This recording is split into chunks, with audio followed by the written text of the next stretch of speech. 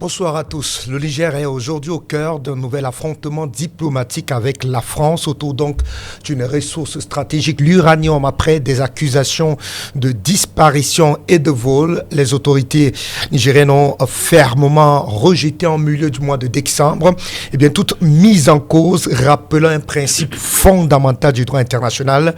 L'uranium du Niger appartient aux Nigériens. État souverain, le pays est en droit de décider librement de l'exploitation et de la gestion et de la destination de ses ressources naturelles conformément à ses intérêts nationaux. Au-delà donc de cette polémique, cette affaire pose une question centrale. L'Afrique, ou du moins le Niger, peut-il disposer pleinement de ses richesses sans être contesté? C'est ce que nous allons tenter d'analyser dans le cadre de ce grand débat. Parler avec nous, Israël Arbalompo, vous êtes à nos côtés, analyste politique. Bienvenue à vous, bonsoir. Allez, le temps pour lui de nous retrouver. Noir Zika, vous êtes à nos côtés depuis le Niger. Nous, bonsoir.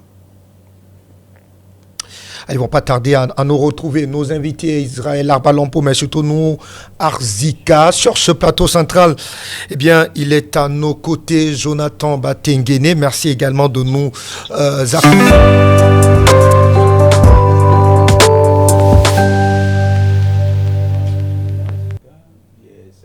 dans le direct. Bonsoir à vous, à Monsieur Larbalompo, ainsi qu'à toute l'équipe technique de ce magnifique média qui est en train de monter.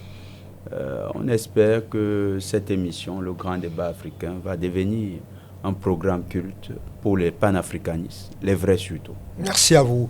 Nous, Arzik, on fait savoir que vous êtes Israël, Larbalompo. Bienvenue à vous, Israël. Merci, bonsoir Afrique Média, bonsoir à vous, bonsoir à toute l'équipe technique, bonsoir aux téléspectateurs.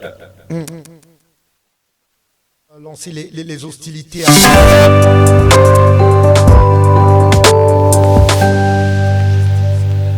la France, protestant bien entendu la démarche du Niger qui veut véritablement s'accaparer de son uranium. Paris estime aujourd'hui qu'il faille véritablement tenter d'avoir une démarche de compensation. C'est d'autant plus que Orano, Areva, aurait travaillé, contribué donc à l'exploitation, du moins à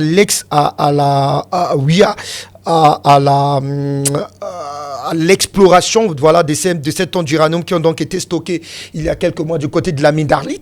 Alors comment commenter cette décision quand on sait effectivement qu'avant avant que Paris ne porte plainte, il y avait d'abord une démarche qui avait été engagée au sein donc de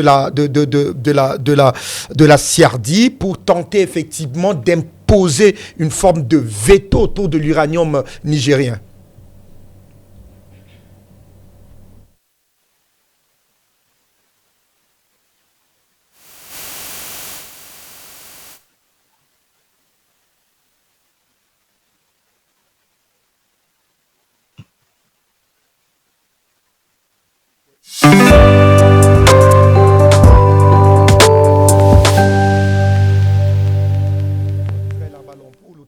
Peut-être de revenir sur ce plateau central. Jonathan Batengene, Paris parle de vol en bande organisée. Il s'agit là de l'uranium nigérien qui a été certes exploré à une certaine période par Orano Areva, mais comment analyser la posture de Paris aujourd'hui qui parle de vol en bande organisée, parlant effectivement de l'uranium nigérien?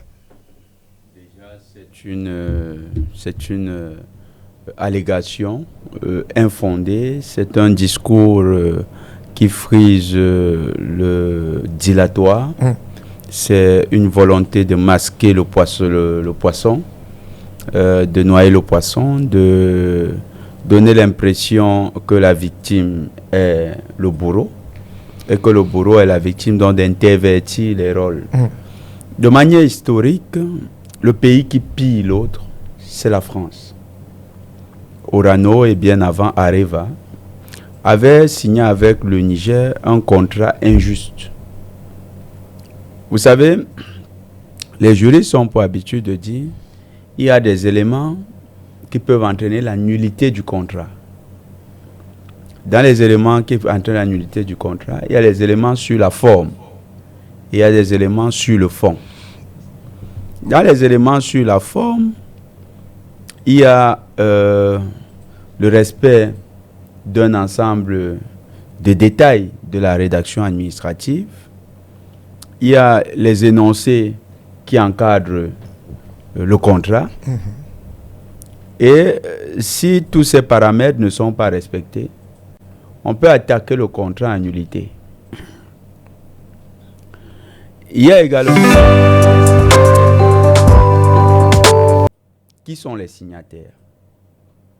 Si vous signez un contrat aujourd'hui, vous, monsieur Ndoum, avec un monsieur de 85 ans, 75, 85 ans, et que ces enfants viennent demain vous opposer que leur paternel ne jouissait pas de toutes ses facultés psychologiques, mentales, il y a de fortes chances qu'on attaque le contrat en nullité.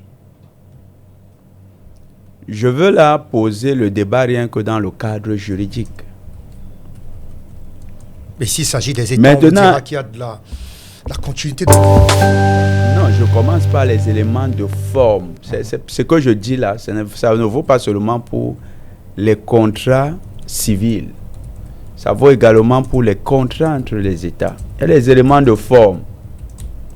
Ce n'est pas pour rien qu'un ensemble de situations, il y a un ensemble d'énoncés qui précèdent le paraphage d'un contrat. On ne signe pas un contrat comme ça.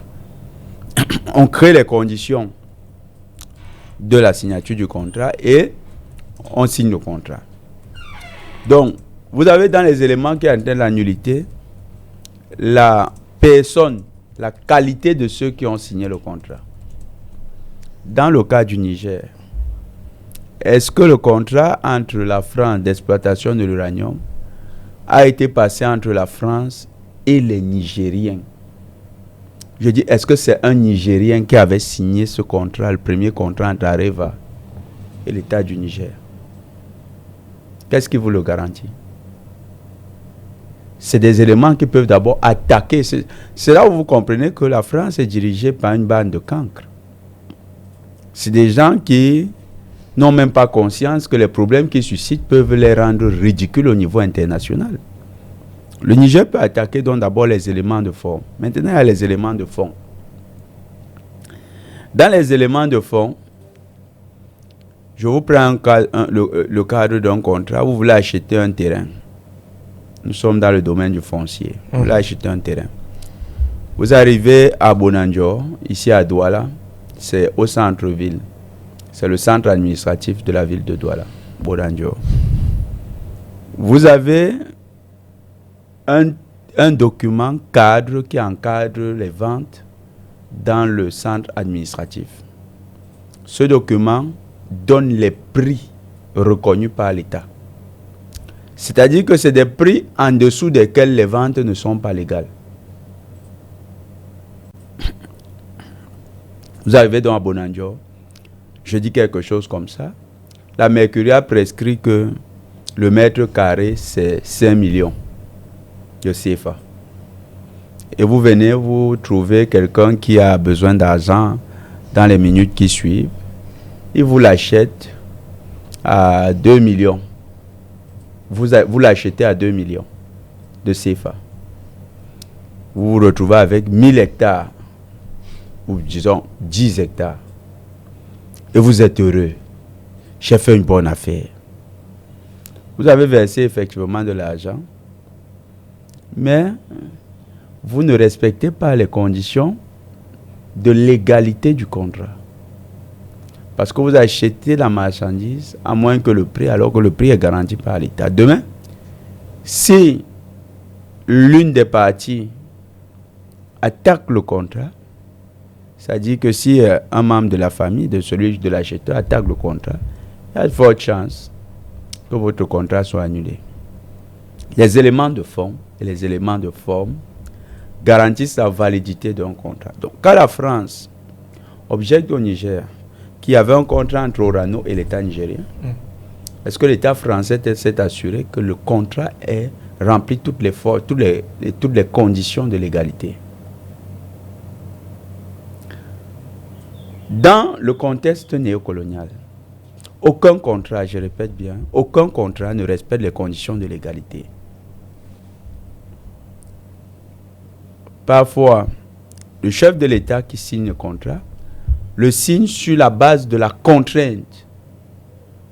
Dans les éléments de forme, si vous obligez un individu à signer un contrat, s'il prouve que vous l'avez obligé à signer un contrat, ce contrat peut être annulé. C'est-à-dire que les conditions... Là, on n'a ça a été le cas. Oui, non, les autorités nigériennes disent que c'était un contrat qui non seulement ne garantissait pas la souveraineté du pays, mais aussi était... Je vous dis que ça, c'est ce qu'il touche là. Il vous touche avec les éléments de souveraineté. Ouais. Là, je suis juste dans le débat purement juridique. Ça veut dire que ce que nous appelons contrat, c'est des non-lieux. Ça n'a pas lieu d'être des contrats. Entre l'État du Niger et la France, il n'y avait pas un contrat.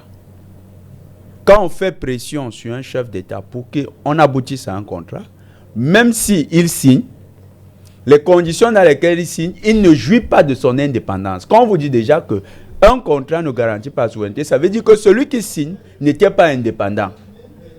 Ça veut dire qu'il ne jouissait pas de toutes ses facultés au moment de la signature.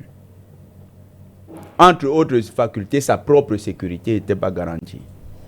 Donc la France n'a pas d'abord respecté les conditions de légalité d'un contrat. Donc c'est des contrats qui sont des non-lieux. Maintenant, allons dans le fond. Quand vous entrez dans le fond de ces contrats, la France a demandé, n'a pas signé un contrat directement. Areva n'avait pas un contrat direct d'exploitation avec l'État du Niger. L'État du Niger avait créé une entreprise où Areva était actionnaire. Et cette entreprise a jouissait d'une exemption de fiscalité, d'une exonération fiscale.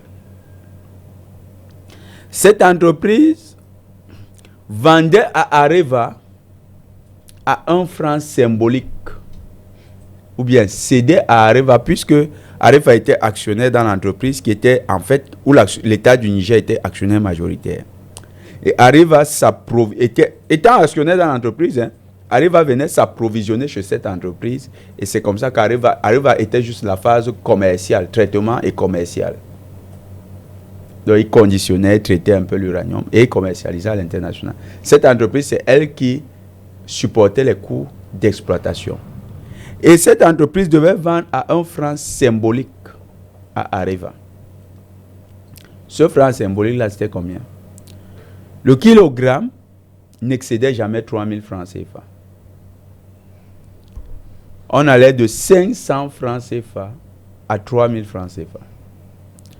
Au niveau international, Areva vendait l'uranium entre 133 000 et 300 000 francs CFA. Le kilogramme. Ça veut dire que quand vous faites le ratio, ce n'était même pas 1%. Ce n'était même pas 1%. Ce que l'État du Niger retenait des revenus. Donc, si vous attaquez encore le fond de ce contrat, vous vous rendez compte qu'il y a ce que les juristes appellent un dol. C'est quoi le dol? C'est une sorte d'escroquerie. Une sorte d'escroquerie qui a été bien montée par l'État français. Donc, l'État français, dans le fond, comme dans la forme, ne peut pas nous brandir ce torchon qu'ils appellent contrat et nous dire que cette affaire est valable. Ça n'a aucune validité.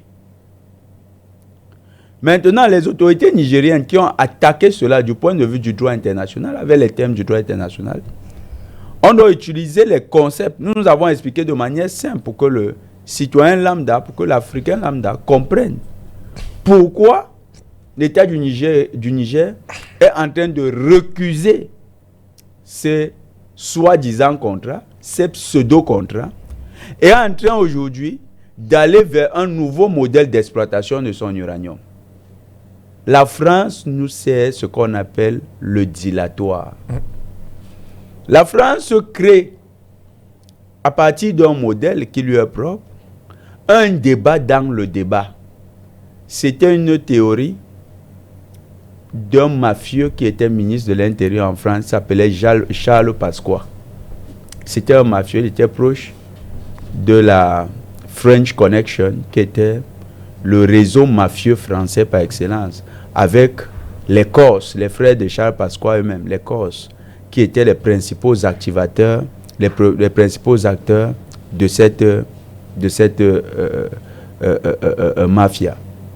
Charles Pasqua avait prescrit que lorsque tu es embourbé dans un scandale, pour distraire l'opinion, crée un débat dans le débat. La France nous sort l'affaire de l'affaire. Donc, ils veulent nous faire discuter de choses superfétatoires, de choses superficielles, pour éviter le principal. C'est le non-lieu des 10 contrats. Ces contrats n'ont aucune validité juridique du point de vue du droit international. Et même si on se plaçait simplement du point de vue du droit domestique nigérien, les tribunaux nigériens seraient en mesure, et d'ailleurs là, l'État du Niger pourrait même mobiliser quelques avocats s'il faut donner un peu de besogne aux juristes nigériens. L'État nigérien sera en mesure alors d'exposer l'escroquerie que la France présente au monde comme étant un contrat sur l'uranium. Orano était en fait une vaste escroquerie que la France avait mise sur pied pour voler, piller l'uranium du Niger. Merci à vous. Israël, est-ce que vous nous recevez parfaitement? Alors, fait savoir que vous êtes en liaison parfaite avec nous. Alors, c'est un bras de fer qui a véritablement perduré. La France n'a jamais digéré le fait qu'elle soit donc chassée des sites d'exploitation de l'uranium, que ce soit à Arlit ou alors du côté d'Imourarem. Sauf que cette fois, il y a un sujet qui est donc au cœur de ce différend. On parle donc de ces tonnes d'uranium qu'aurait donc laissé Orano dans le site d'Arlit, et donc la France aurait souhaité aujourd'hui effectivement que cette tonne d'uranium soit vendue et que les revenus soient véritablement partagés, parce qu'elle revendique effectivement d'avoir travaillé dans l'exploitation de ces gisements-là. Il y a eu, on va dire, très récemment, bien entendu, le jugement rendu par le Centre international pour le règlement des différends relatifs à ces investissements qui a donc donné gain de cause finalement à la France. Le gouvernement nigérien ne s'est pas exécuté, revendiquant davantage notamment sa souveraineté sur l'exploitation, même la commercialisation de ces ressources minières. Aujourd'hui, on parle donc de cette tonne d'uranium qui sont donc au cœur de ce nouveau bras de fer avec Paris, qui évoque cette fois-là un vol à bande organisé. Il est clair que dans la démarche de Paris, on ne cherche pas seulement à s'attaquer au Niger, mais on cherche à s'attaquer potentiellement aux partenaires nigériens qui pourraient aujourd'hui venir faire les affaires du côté du Niger. Comment appréciez-vous la démarche de Paris? Merci. Il faut dire que pour comprendre ce qui se passe réellement donc, au niveau du Niger, il faut essayer de revoir comment le processus d'exploitation de l'uranium du Niger a commencé et quels ont été les différents contrats qui ont été signés avec les autorités du Niger et la société Areva aujourd'hui, Orano. Il faut dire que le principe de la France, lorsque une société française vient en Afrique pour avoir un contrat avec un État, que ce soit dans la construction des routes, dans l'exploitation des matières premières, le principe aurait voulu que ce soit la société et l'État qui signent des contrats. Mais vous avez remarqué que dans le cas espèce de la France, lorsqu'une société française vient pour signer un contrat d'exploitation ou un contrat de construction de routes ou encore d'achat de matériel venant de la France, d'une société privée française, alors ce n'est pas les autorités, ce n'est pas les dirigeants, les gérants de la société qui viennent pour négocier le contrat. Les contrats sont négociés directement par les autorités françaises.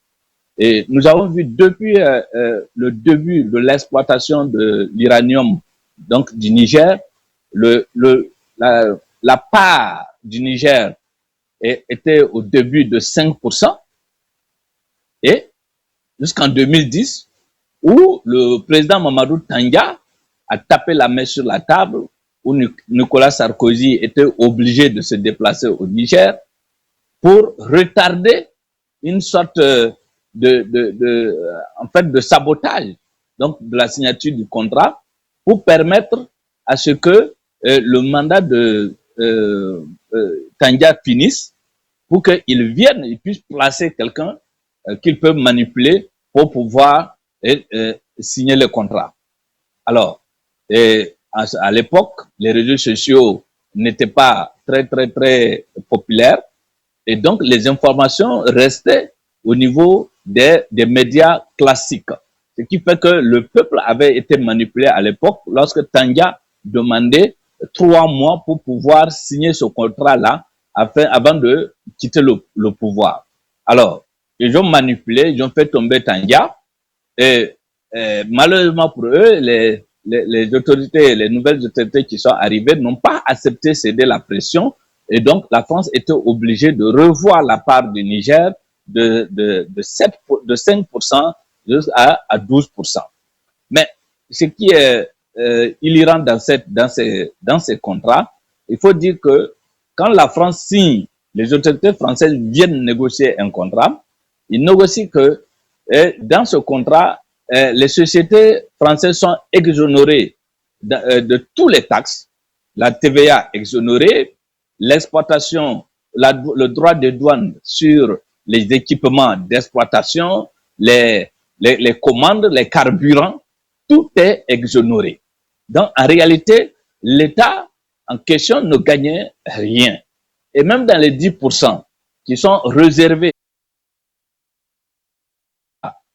africains, la France fait de telle manière à ce que ces 10% correspondent exactement aux besoins de ce pays-là, de ces matières ou encore de tout ce qu'ils ont besoin au niveau de la France pour acheter, afin que ces 10% restent entre les mains des Français, 10-12% dans certains pays, et que ce fonds-là puisse rester dans les mains de la France. Ce qui fait que on entend que le Niger a l'uranium, le Niger est l'un des plus grands fournisseurs d'uranium au monde, mais en réalité, quand on regarde sur le retour pour les populations ou encore pour le pays, on n'en voit rien sur le terrain. On voit rien sur le terrain. Et au-delà de ça, il y a ce qu'on appelle au niveau donc de la France la double taxation. C'est-à-dire que toutes les taxes qui devraient être payées au niveau du Niger, comme c'est une société française, alors on dit elle est déjà basée en France, donc elle ne peut plus payer au Niger ces taxes parce qu'elle paye déjà en France ces taxes. Donc ça veut dire que le Niger ne gagnait rien en termes de taxes, en termes de pourcentage, elle était perdante, le Niger était perdant, et aujourd'hui, on a eu un nouveau régime qui est arrivé. Il est arrivé, les choses ne vont pas dans le sens que voulait la France. La France aurait voulu que le système puisse continuer de cette façon pour lui permettre de continuer à exploiter donc l'uranium du Niger. Et il y a d'autres facteurs qui se sont ajoutés, notamment l'insécurité. Et quand le frère parlait tout de suite du droit international, on dit même en termes de morale, on ne peut pas exiger d'un État qui est en quête de stabilité de céder ses ressources pour satisfaire une société ou un pays tierce, parce que tout simplement, pour des questions morales, elle veut s'acquitter de ses obligations, s'il en est. Alors, aujourd'hui, le Niger, avec cette crise sécuritaire, Et les militaires qui sont arrivés au pouvoir, ayant revisité les contrats, ont trouvé qu'en réalité, le Niger ne gagnait rien dans l'exploitation de son uranium. Et quand on prend la part de l'uranium dans le budget donc de l'État nigérien, on voit que l'uranium ne vient pas en première position. C'est l'or, c'est le bétail, c'est l'agriculture. Donc, c'est à un moment donné, il faut taper la main sur la table pour savoir ce qui ne va pas. Et c'est ce que le président Tiani a fait en tapant sur la main sur la table pour trouver qu'il y a tellement de failles qu'à un moment donné, soit la France accepte que le contrat soit équitable ou elle plie bagage. Alors, la France a décidé de partir pensant que dans les 3 mois qui suivent, les 2 mois, 3 mois qui suivent, le pouvoir militaire allait tomber pour qu'ils puissent replacer une personne qu'ils allaient avoir sous leur contrôle. Malheureusement, ne se sont pas passés ainsi. Alors, les enquêtes menées par les autorités, les audits menés par les autorités nigériennes ont conclu que, en réalité, il y a un problème de fond qu'il faut résoudre. Et comme la France ne veut plus, ne veut pas se comporter en partenaire d'égal à égal, alors le Niger a tout simplement décidé de bloquer, après avoir expulsé notamment la France, de bloquer l'uranium qui était déjà exploité, environ 1600 tonnes, et aussi de chercher d'autres partenaires pour commencer l'exploitation, pour continuer l'exploitation de ce uranium sur son territoire. Mais la France, qui a posé plainte, ce qu'on peut reprocher aux autorités nigériennes, c'est là le problème. Lorsqu'ils sont arrivés, ils devraient d'abord faire un audit sur l'impact environnemental de l'exploitation de l'uranium depuis des années. Et aussi faire ressortir toutes les conséquences sanitaires et environnementales, c'est-à-dire que ce soit au niveau même au niveau de l'agriculture, quel impact ça a eu sur l'économie locale, au niveau de l'élevage, au niveau des terres agriculturables, et faire ressortir tout cela et voir si ça correspond au cahier de charge auquel Orano ou Areva dans le temps avait respecté. Et en ce moment, et nous savons que aujourd'hui, que tout cela n'était pas respecté. Donc le Niger devrait commencer par poser une plainte pour non-respect de l'engagement de Areva Orano sur l'exploitation et faire ressortir les conséquences que ce non-respect a engendré sur la population locale, sur l'économie nationale et aussi sur l'environnement.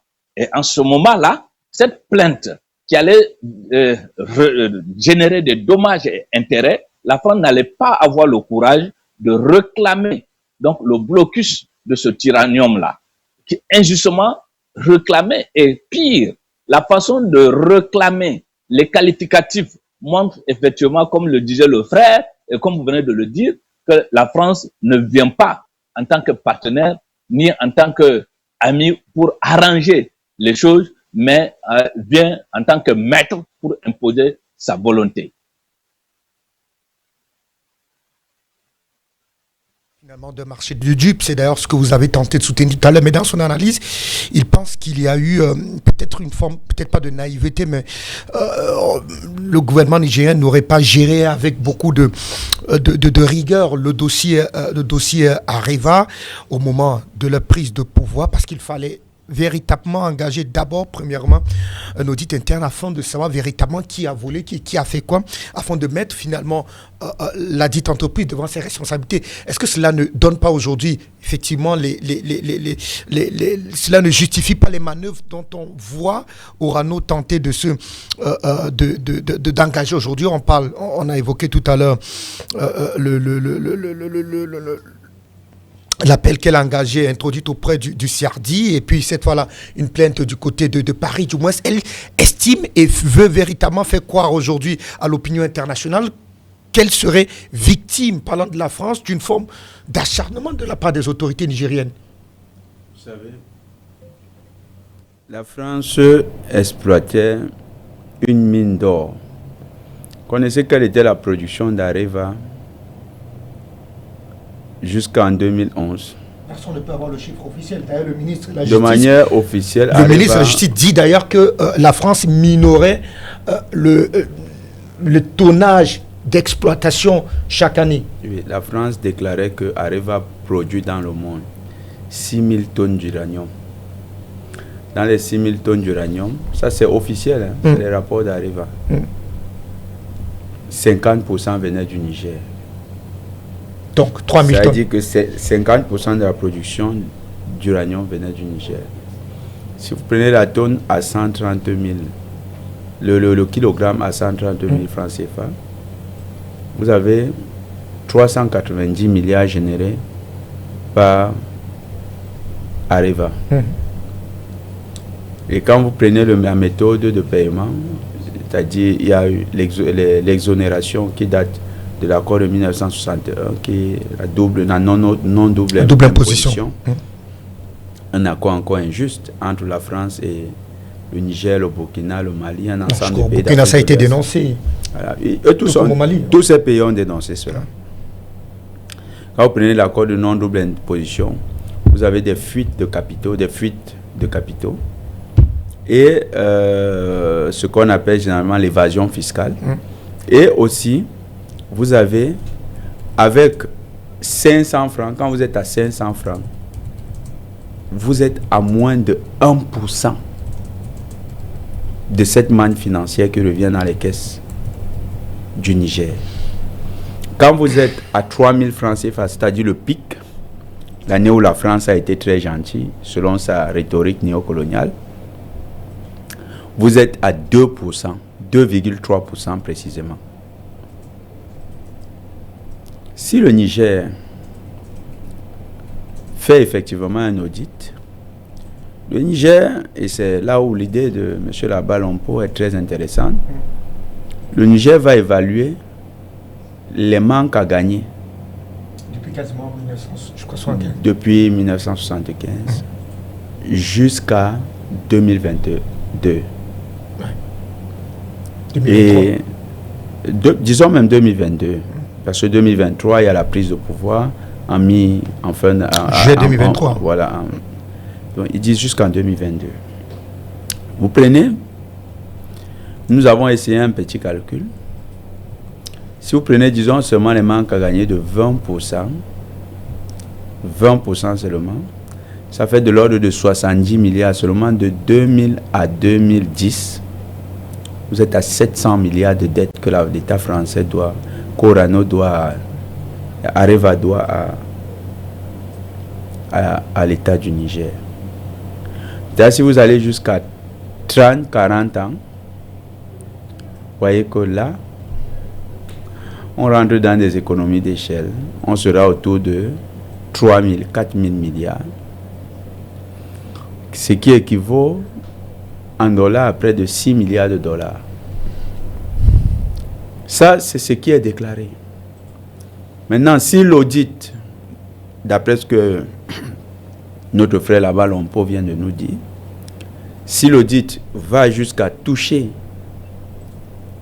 les quantités réelles exploitées, et non les quantités déclarées, quantités réelles exploitées, parce qu'il faut établir un distinguo entre les deux.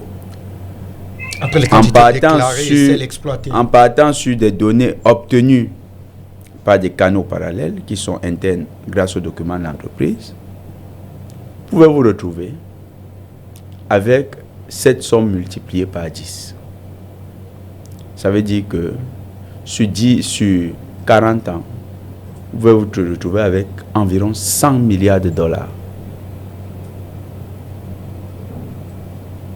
Eh bien, c'est intéressant parce que, vous savez, les dirigeants français ont atteint un niveau de cancritude qui est quand même remarquable. C'est des gens qui ont la capacité de donner le fouet pour se faire bastonner, d'inventer les stratégies pour se faire torturer. Ils sont comme dans l'imagination perpétuelle de leur propre flagellation. C'est étrange comment des gens peuvent réfléchir autant contre leurs propres intérêts. Parce que la brèche qui est en train de s'ouvrir, l'État du Niger ne doit pas laisser cette brèche se refermer. Parce que quoi qu'il en soit, il faut s'y engouffrer. Au lieu que de prendre une posture défensive, il faut justement maintenant pousser les éléments juridiques sur la table. Parce qu'il y a, hormis les éléments de dol que nous avons mis déjà en exergue, le non-consentement avec les pressions, la violence qui est utilisée, qui sont les éléments de nullité du contrat, hormis ça, il y a effectivement une situation de vol, de pillage. Et dans ce pillage, il y a un préjudice subi par le peuple et l'État du Niger. Ce préjudice, si on rentre toujours dans la logique juridique que l'État français veut nous sortir, si on rentre dans cette logique, lorsqu'il y a préjudice, il y a ce qu'on appelle réparation du préjudice. Les évaluations donc, que nous sommes en train de dessiner de manière grossière vont être calculées de manière méticuleuse et vont donner lieu à une sentence financière qui devrait être assumée par cette entreprise. Ça va être l'un des points de départ de résolution de ce qu'on a souvent appelé le contentieux historique entre la France et ces néocolonies, ces anciennes néocolonies, dont le Niger. Et le cas du Niger peut être intéressant parce qu'à partir du cas du Niger, ça peut dessiner une ébauche de la perspective de réparation, non pas des crimes liés à la colonisation, mais des crimes économiques liés au système néocolonial que la France a laissé avec l'ingéniosité diabolique du général de Gaulle. Nous pouvons là entrer au cœur du système de cette mafia et dégager des sources de revenus qui vont financer nos économies. Donc le Niger a une très belle opportunité. Je tiens à rappeler, vous avez vu tout à l'heure les cartes qui apparaissent. Il y a une entreprise pour chacun de ces sites miniers. Imouraren, Akokan, Arlit, même Dassa, Azélik, Dassa, arrivent à créer des entreprises spécifiques où ils sont actionnaires. Ce n'est pas eux directement, ils sont actionnaires. Ils le sont actionnaires parce que ça leur permet, tout à l'heure, frère Labal, on peut vous expliquer, parce qu'ils veulent importer, ils veulent faire venir du matériel en étant exonérés. Pourquoi? Parce que là-bas, ils disent que c'est l'État nigérien qui est en train de faire venir le matériel d'exploitation. C'est pour ça qu'ils avaient créé des petits annonces. Il y avait Imouraren SA, Akokan SA. Ils avaient créé des entreprises dans lesquelles eux, ils sont actionnaires. Et Areva était un acheteur qui avait... C'était une mafia bien organisée. C'est un peu comme un mafieux qui arrive, crée des sociétés écrans, et puis travaille, se fait du beurre dans votre dos, et vous dit qu'il est un homme d'affaires. Areva, c'était une grosse mafia. Donc aujourd'hui, la France est en train de nous donner le bâton avec lequel on peut fouetter l'État français. Il faut que les autorités nigériennes saisissent cette opportunité, qu'elles engagent une véritable action d'audit, de la légalité des contrats, de la traçabilité et de la fiabilité des données sur ce qui a été exploité tout au long de la période où Areva puis Orano étaient présents sur le territoire du Niger. Et en fonction des prix qui étaient véritablement des prix minorés par rapport au prix réel sur le marché, que soit formulé au niveau du parquet commercial, que soit formulée une demande de réparation avec des coûts réels Si on le fait, ça change le débat. Parce qu'avec de tels documents maintenant, Orano n'aura même plus le courage de pointer sa tête en Afrique. So, chaque fois qu'Orano va pointer, c'est l'État du Niger pourra solliciter auprès d'autres États la saisie des actifs d'Orano pour se rembourser. C'est-à-dire que quand il y a une décision de justice, vous pouvez maintenant engager des moyens pour rentrer dans la compensation du délit. Donc, l'État du Niger doit saisir cette opportunité, doit éviter le dilatoire et les discussions de jeunes filles que l'État français veut à tout prix occasionner, doit refuser les querelles de voisinage qui plaisent à quelques incompétents au Quai d'Orsay et à l'Élysée, et doit les traiter avec la plus grande rigueur, le plus grand sérieux, pour montrer à cette entreprise française qu'elle n'est plus face à des Africains qui ne connaissent pas leurs droits ou qui ne connaissent pas comment défendre leurs droits. D'accord. Israël, je vous retrouve en décembre 2024. Il y a pourtant une démarche, on va dire, assez particulière d'Orano, qui avait d'ailleurs à cette période acté clairement la perte du contrôle de cette 3 filiales minières au Niger, celle de la Sommaire, de Cominac, mais surtout d'Imouraren. À ce moment, on s'est dit qu'elle prend véritablement acte, effectivement, de la volonté des nouvelles autorités de vouloir, comme ça a été le cas, reprendre à bras le corps la question, notamment de l'exploitation et même de l'exploration minière sur son territoire. Sauf que quelques temps après, elle va tenter de se raviser en tentant d'intenter cette fois-là des actions juridiques et judiciaires contre le Niger. Ça a été le cas récemment contre le CIRDI, on l'a dit, le Centre international pour le règlement des différends, une branche en tout cas de la Banque mondiale version juridique, et très récemment en décembre on a été surpris d'apprendre qu'Orano continue effectivement de manœuvrer, de patauger au sein donc de l'appareil judiciaire européen, cette fois-là au cœur de Paris, en s'opposant littéralement à la vente de dernier tonnage d'uranium qui aurait donc été qui a été emmagasiné du côté du Niger. La question, Israël Arbalompo, que recherche finalement Paris, puisque dans le fond, les autorités du côté du Niger ne vont clairement pas céder aux caprices de Paris. Si on a pu s'opposer aux décisions injustes rendues notamment par le CIRDI, ce n'est pas une décision rendue par une quelconque instance juridictionnelle du côté de Paris qui va ramener les autorités nigériennes à des meilleurs sentiments, j'aime de le dire ainsi.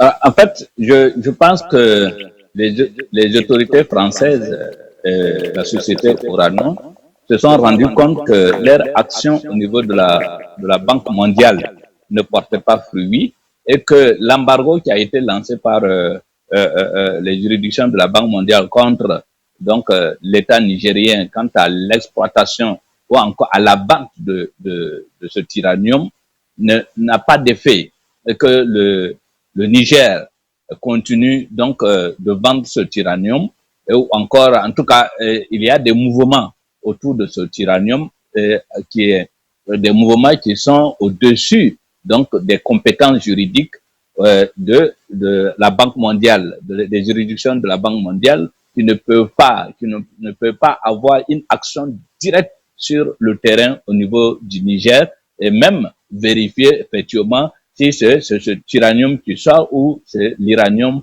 qu'ils viennent d'exploiter.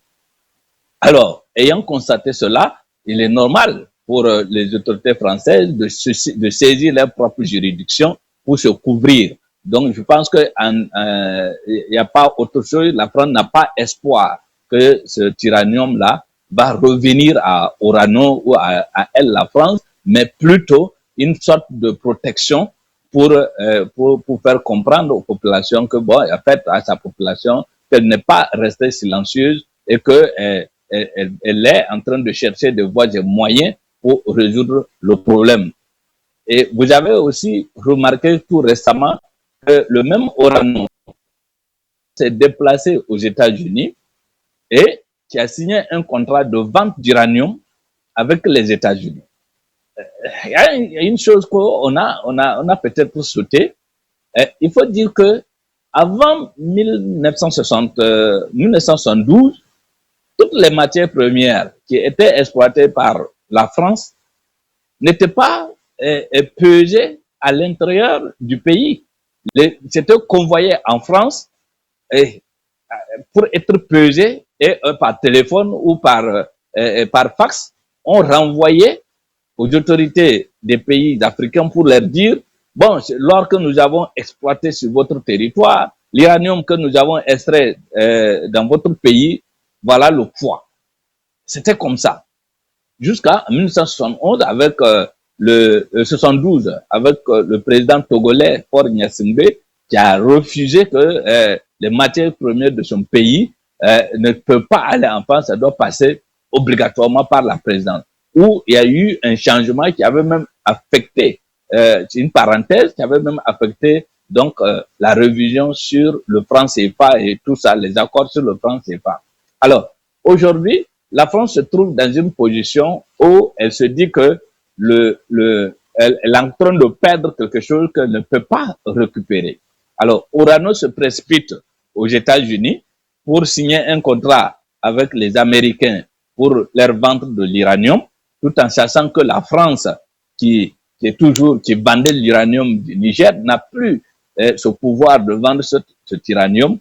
Et en même temps, du côté de Paris, on engage des actions judiciaires contre donc le Niger, une forme de légaliser une prochaine action des États-Unis sur l'uranium du Niger qui était saisi donc entre les mains de Orano. Donc moi je pense que à ce niveau, il faut que les autorités nigériennes soient très vigilantes parce que cette action en justice ne vise pas à convoquer le président Tiani à venir répondre aux tribunaux de Paris, parce que c'est impossible. C'est juste pour donner de la légitimité aux côtés des États-Unis avec un président qui s'en fout du droit international pour tenter de mettre les États-Unis en conflit avec les autorités nigériennes. Puisque pour les États-Unis, la loi, c'est eux. La loi, c'est Trump. Trump, c'est la loi. Donc, du coup, en signant donc cet accord de vente d'uranium et n'ayant pas une seule mine d'uranium sur son territoire, c'est pour, à la longue, dire aux États-Unis, écoute, on a un uranium qui a été saisi au niveau du Niger, nous vous le vendons, mais voici une action en justice qui a été engagée empêchant donc au Niger de vendre. Alors, Trump va essayer de négocier avec les autorités, faire des propositions aux autorités nigériennes, et maintenant, s'il refuse, la France va essayer de les mettre en conflit pour les permettre donc d'agir comme ce qu'ils viennent de faire au Venezuela. Donc, je pense que cette action, c'est pour provoquer une autre action de hors la loi pour pouvoir avoir accès donc à ce uranium-là qui est par les États-Unis, même si c'est à vil prix qu'ils vont lui donner, étant donné que aujourd'hui la France n'a ni les capacités militaires, ni les capacités diplomatiques, ni les capacités politiques à l'intérieur de la France elle-même, au niveau du Sénat ou de l'Assemblée nationale, pour mener une action de force contre le Niger pour ce uranium. Donc cette action en justice ne veut rien dire, sauf que c'est pour se donner des armes pour pouvoir impliquer les États-Unis dans ce conflit qui l'oppose avec le Niger. Du prix de la grande tempête médiatique qui entoure véritablement cet uranium qui a été donc stocké depuis quelques mois. D'ailleurs, il y a des articles qui sont commis dans ce sens. Beaucoup annoncent d'ailleurs que cette cargaison d'uranium aurait été bloquée, aurait été dissimulée, cherche des partenaires, ne trouve pas de partenaires. Pourquoi autant d'intérêt autour de cette cargaison d'uranium? Cette cargaison marque autant d'intérêt parce que la France aujourd'hui est en train de vivre une situation sur le plan énergétique qui est chaotique. Vous savez, depuis la mi-2025, les Français s'habituent à une nouvelle situation, les délestages. Délestage, c'est des coupures intempestives d'électricité. Il arrive maintenant régulièrement que lorsque vous êtes en communication avec quelqu'un qui est en France, même quand il est dans le métro, après quelques moments, vous voyez, tout est noir. Et quand vous lui demandez ce qui se passe, il dit non, on vient d'avoir une coupure d'électricité. Les Parisiens découvrent les coupures d'électricité. Mais ça devient leur quotidien. En janvier, il y a un programme de délestage où on leur a dit qu'on va couper l'électricité dans certains quartiers de 8h à 11h, d'autres de 11h à 15h, 14h, d'autres de 14h, 15h à 18h. Donc, c'est un système de rationnement d'électricité qui est en cours maintenant à Paris. C'est regrettable, mais c'est dû au fait que les méthodes par lesquelles on s'approvisionnait en électricité en France n'étaient pas des méthodes orthodoxes. C'était du vol, du rapt. Donc aujourd'hui, Paris est aux abois. Et Paris veut s'inspirer du modèle états-unien. Tout à l'heure, monsieur là-bas, Israël vous a expliqué. Les méthodes de Washington veulent inspirer Paris. Washington vole les cargaisons de pétrole vénézuélien.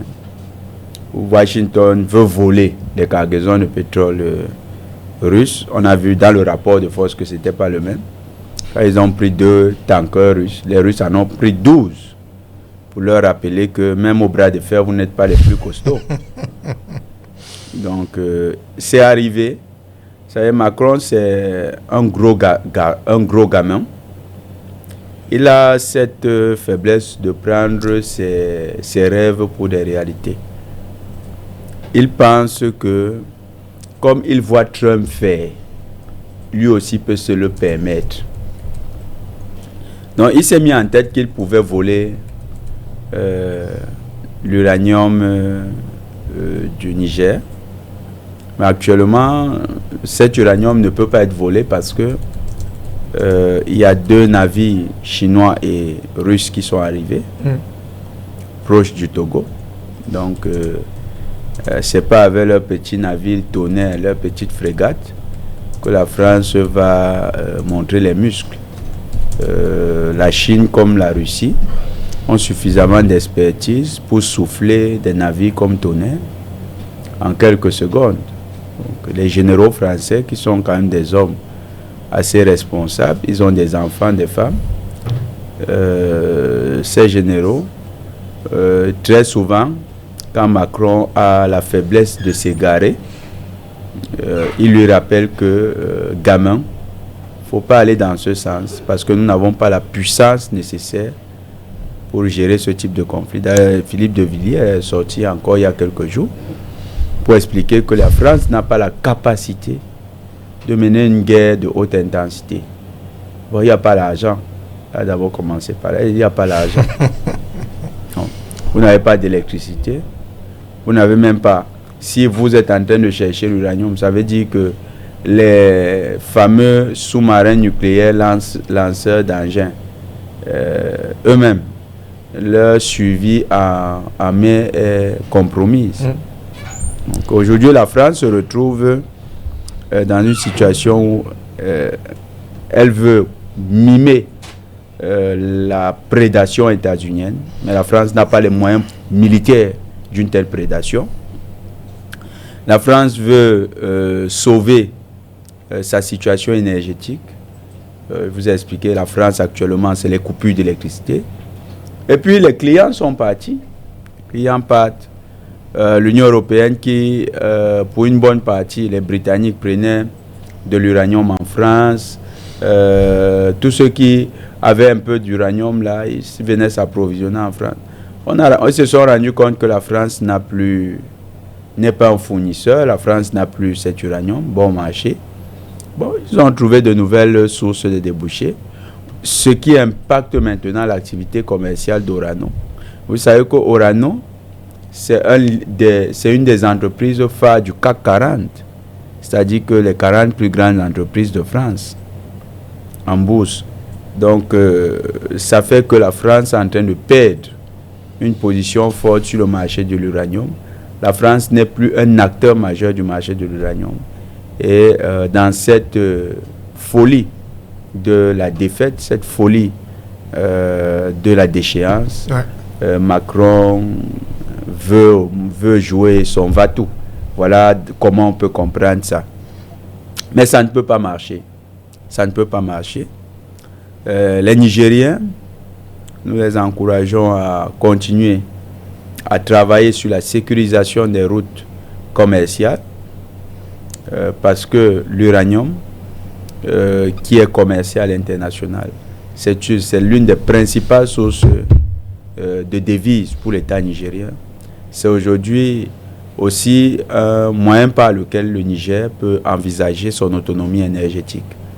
Donc, si la France croit qu'il n'y a que l'importation de l'uranium brut, le Niger devrait penser, songer à la transformation de l'uranium et à l'exportation d'un uranium déjà enrichi. Parce que vous pouvez jouer avec l'uranium qui est encore brut, la matière première brute. Mais quand c'est déjà enrichi à un certain pourcentage, vous ne pouvez plus blaguer parce que la radioactivité est déjà elle-même mise elle est déjà mise en œuvre. Et en ce moment-là, elle devient c'est une cargaison dangereuse. C'est-à-dire que même si vous avez une marine qui arraisonne un navire plein d'uranium, je n'ai même pas besoin de vous demander de ne pas toucher à mon navire. Je vous dis à distance que si vous foncez vers le navire, je pose un acte kamikaze et je crée une catastrophe maritime internationale. Vous portez la responsabilité de cette catastrophe. Donc, le Niger devrait songer à aller vers un modèle beaucoup plus complet d'exportation de cet uranium et garder le sang-froid qu'on a observé. D'accord. Avec les partenaires russes, il faut sécuriser les routes commerciales maritimes. Les Russes, les Chinois, ils ont la technologie et la capacité. Un sous-marin nucléaire qui escorte certains navires de transport d'uranium du Niger, ce ne serait pas une mauvaise chose. Ce ne serait pas une mauvaise chose. Avec bien sûr là, une mise en garde claire aux navires de Paris que désormais on ne joue plus dans la cour des petits. On joue désormais dans la cour des grands. Merci à vous, Jonathan. Allez, on va vous retrouver pour refermer cette réflexion avec vous, Israël Arbalon. On parle donc de cette cargaison qui aurait un tonnage de près de 1300 tonnes de concentré d'uranium pour une valeur estimée aujourd'hui, valeur marchande estimée à 250 millions d'euros, quelque chose comme 164 milliards de nos francs CFA. Alors, tel que c'est parti, il est clair, et vous l'avez d'ailleurs dit qu'aujourd'hui, il n'est pas question, en tout cas pour le gouvernement nigérien, de faire de s'arrêter en si bon chemin quand on sait qu'on a véritablement envie d'assumer un discours nationaliste et même panafricaniste aujourd'hui. Alors est-ce que vous avez l'impression, Israël, depuis votre position, que le Niger s'est suffisamment entouré des partenaires assez stratégiques pour permettre aujourd'hui à ce que la France ne puisse véritablement pas interférer à tout point de vue autour du processus non seulement de commercialisation, mais également, du moins pour le cas de l'exploration, c'est déjà assez c'est gagné d'avance, mais dans la dynamique de commercialisation de cette cargaison qui est d'ailleurs en route pour les eaux togolaises. Merci. Je pense que le président Donald Trump a donné au monde entier une leçon. A dit qu'aujourd'hui, le droit international derrière lequel on pouvait, la France allait s'adosser pour essayer de manipuler l'opinion, ce droit international n'existe plus. L'ONU, où les grandes décisions étaient prises, est désormais effacée. Alors, aujourd'hui, chaque puissance a le droit et le devoir de prendre possession de tout ce qu'il a comme opportunité. Et je ne pense pas que la Russie ou la Chine vont s'arrêter à mi-chemin parce qu'ils veulent faire plaisir donc à Macron. C'est vrai que Macron continue à gesticuler, mais c'est normal. Il y a un proverbe chez nous qui dit que quand un gamin sort avec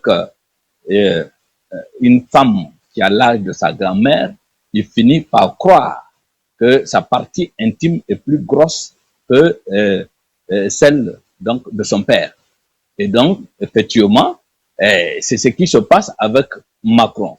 En voulant s'inspirer du modèle américain, ben, il croit être arrivé tout en sachant, tout en ignorant que les temps ne sont plus les mêmes, les dirigeants ne sont plus les mêmes, les peuples ne sont plus les mêmes. L'information aujourd'hui est accessible à tous et avec un moindre effort pour tout le monde, pour tous les peuples. Et donc aujourd'hui, la manipulation ne marchera plus puisqu'on ne peut plus manipuler les populations nigériennes pour permettre donc à la France d'avoir une action de violence pour récupérer ce tyrannium. Ce n'est pas possible.